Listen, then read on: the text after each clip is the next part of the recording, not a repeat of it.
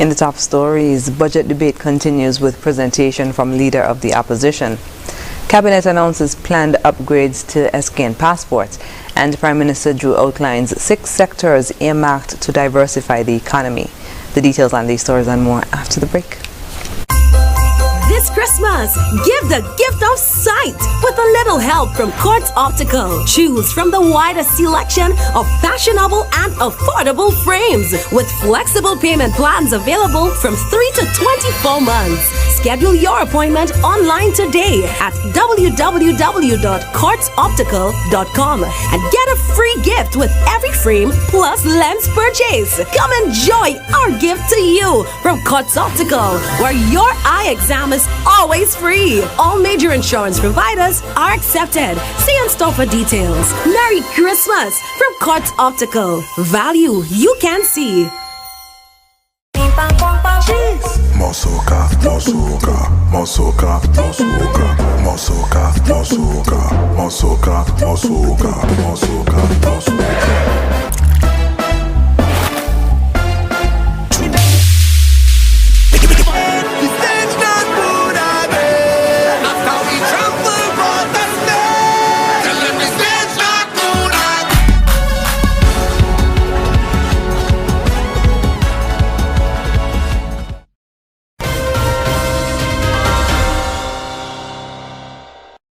Hello and welcome to the ZIZ Channel 5 newscast. I'm Carla Berridge. The debate of the 2023 national budget continued on Thursday morning with a presentation by Leader of the Opposition, Honorable Mark Brantley. In his critique, Mr. Brantley described the proposed estimates as a reasonable budget. However, he said it was lacking in specific measures to respond to what the Prime Minister described as a looming threat of global recession and other factors such as supply chain disruptions and the impacts of climate change. If we accept that there is, to use his words, a looming threat of a global recession, then it means therefore that this budget ought to respond to that and to say to the people of the nation, in light of this looming threat, this is what we propose to do. And I regret that looking through the budget document, I see that statement almost as if it's a statement standing on its own. Because I saw thereafter no prescription to say how will we deal with that eventuality if it were to emerge. Mr. Brantley suggested that in order to combat these external factors, the habits of the people need to change. This would include becoming less dependent on imported products and buying and eating more locally produced foods. On Wednesday, Prime Minister Honorable Dr. Terence Drew presented a $1.02 billion budget under the theme Towards Our Transformation as a Sustainable Small Island State. The Cabinet has agreed to make a number of upgrades to the country's passports. This was revealed by Cabinet Secretary Dr. Marcus Natter during Monday's Cabinet briefing. The Cabinet has approved a much-needed enhancement of our St. Kitts and Nevis passport. The upgrades include increasing the number of pages from 32 to 48, adding enhanced security features to all pages, including the data page laminate and laser-engraved polycarbonate data page. He noted that the Federation would be the second country in the OECS to launch the most secure and durable passport. St. Kitts and Nevis will be the second country in the OECS to launch the most secure and modern passport solution, providing superior durability and security and making it tear, water, and tamper-resistant. Other matters discussed during the Cabinet briefing included Cabinet's approval of the accession of the International Covenant on Economic, Social and Cultural Rights. Dr. Natter explained that the covenant, quote, affords the right of individuals to enjoy civil and political freedom, as well as freedom from fear and want, granting economic, social and cultural rights, including labor rights and the right to health, education and an adequate standard of living, end quote. Economic diversification is an essential feature of development. As such, the government of St. Kitts and Nevis has earmarked 6 key sectors for diversification and growth opportunities.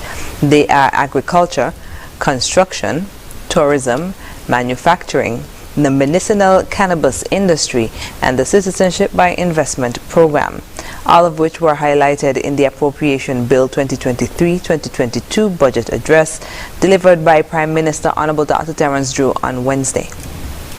Food security is a high priority in our sustainable island state agenda and has significant links to the expansion of our manufacturing sector and the creation of sustainable livelihoods. Our government is committed to modernizing the agriculture sector and bringing it into the 21st century. This is a crucial part of our thrust for the reimagining of our development to build a sustainable island state. Therefore, we are determined to ensure that the repositioning of the agricultural sector to enable it to make a greater contribution to economic growth, employment, food and nutrition security, and overall sustainability of our country.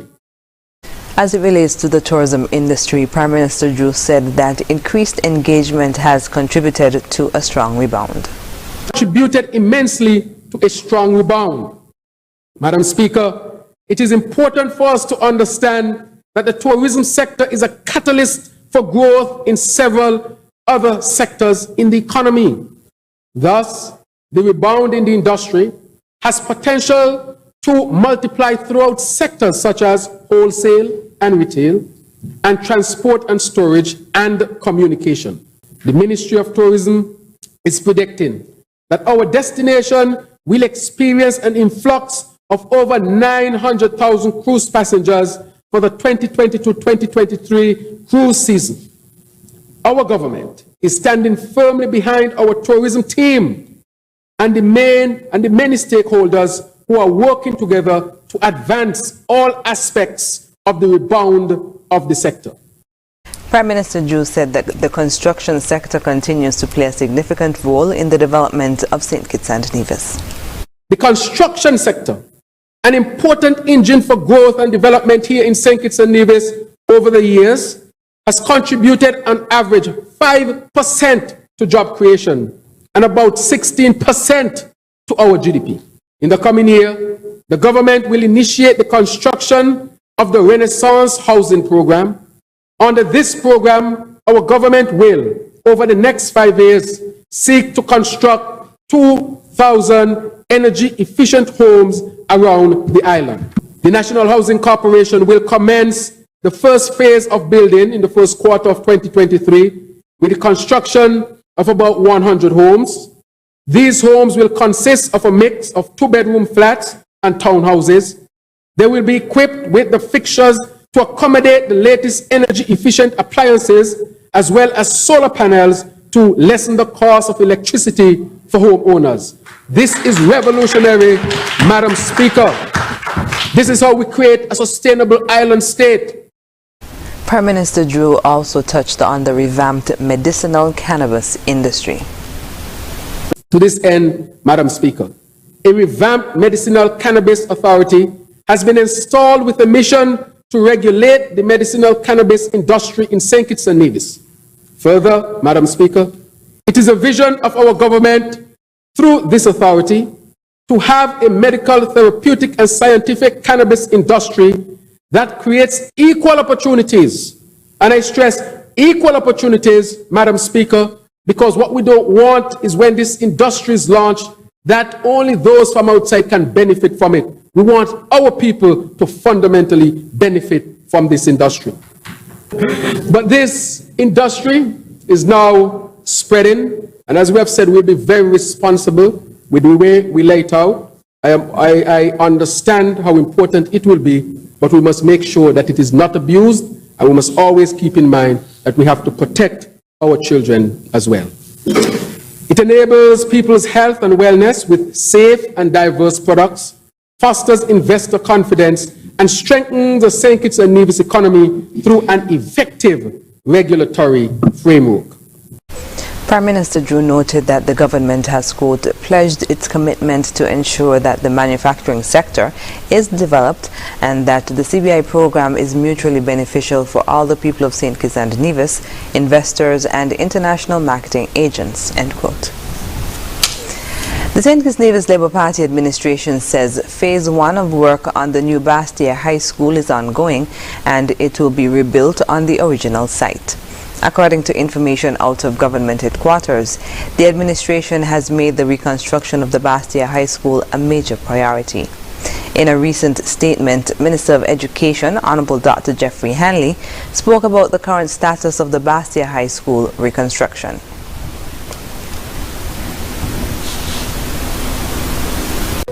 As you look around, you'll recognize that I am on the grounds of the Bastia High School. Still quite emotional whenever I visit this site, but as the minister responsible for education, I was charged with the responsibility of delivering the real deal in education. And as such, we have started immediately on ensuring that we rebuild the Bastia High School. As you realize, work have begun, and this is in a phase 1 stage, where contractors will be taking off the roofs, and then our next phase will be the actual demolition. Dr. Hanley indicated that the construction will take place at the existing location.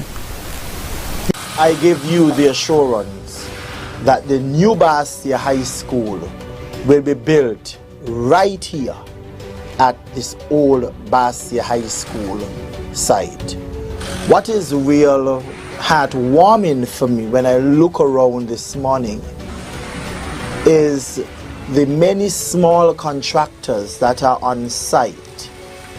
Everyone getting an opportunity to get piece of the pie. And that's exactly what I intend to do with this project and other projects going forward. I will deliver the real deal in education. Minister of Education, Honorable Dr. Jeffrey Hanley. After the break, National Testing Day event held at the Independence Square and the SKN represented at COP15. Stay with us. Flow, jingle all the way home to flow. Where the speed is faster, the price is better. All the way home to flow. Merry connections that bring us together, yeah. Christmas starts the moment you go postpaid with Flow, because when you do, you get a free smartphone. Plus, you get 20 gigabytes of data, unlimited WhatsApp and YouTube, and 4,000 local minutes. All the way home to flow. Fresh Look Paint and Tiles said, give your home a fresh look with a fresh coat of paint and a fresh set of tiles. From Horswood's Building and Evil Center's 25% off Fresh Look Paints and Tiles sales event. Yes, come to Horswood's Building and Evil Centers today and get fresh savings of 25% off all paints and tiles store-wide. Come and give your home a fresh new look with fresh savings and fresh new colors. Fresh new piles of tiles in all styles with a fresh 25% off store-wide on all paints and tiles at Horswood's Building and Evil Center. Give your home a fresh start with a fresh new look with fresh new colors, fresh new piles of tiles in all styles, and fresh quality paint at Horswood's Building and Evil Center. Fresh Look 25% off paints and tiles sales event. See store for details. It's the most festive and wonderful time of the year. Get all you ever wanted this Christmas with the best loan offers on the market from National Bank. Enjoy unsecured loans. Enjoy unbeatable low interest rates. Enjoy attractive repayment terms and chances to win lots and lots of prizes. Let National Bank help you to make millions of lasting moments. National Bank, always here. Terms and conditions apply.